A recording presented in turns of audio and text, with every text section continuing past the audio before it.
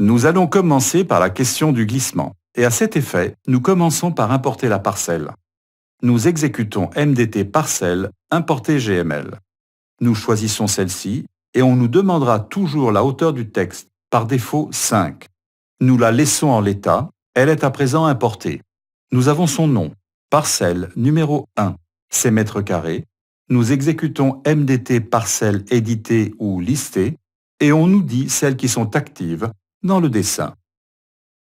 Il détecte en outre s'il y a des îles, leur référence cadastrale. Nous pouvons éditer le propriétaire et une autre série de caractéristiques. Nous pouvons exécuter MDT parcelle éditer.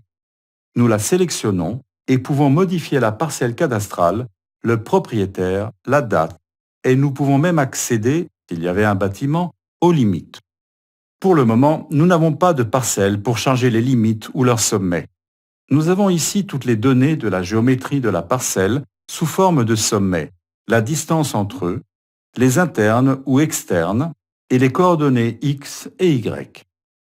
Nous pouvons éditer et comme dans tout outil de résultat de MDT, nous pouvons imprimer, comme nous l'avons évoqué au fil de ce cours sur une imprimante, fichiers, dessins, etc.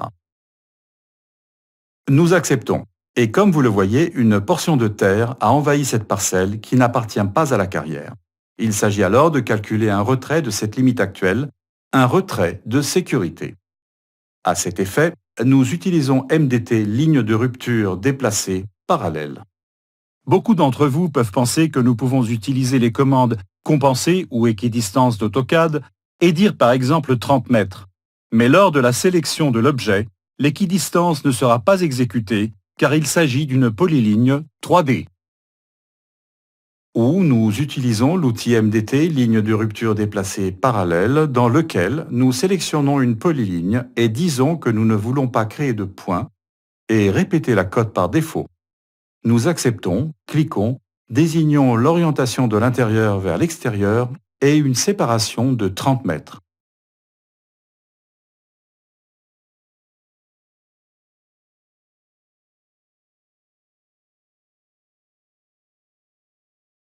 Une autre option consistera à utiliser la commande MDT utilitaire élévation d'entité. Nous choisissons cote 0. L'entité est maintenant plate. De cette manière, nous pouvons utiliser décalage dans AutoCAD et établir l'équidistance à 30 mètres.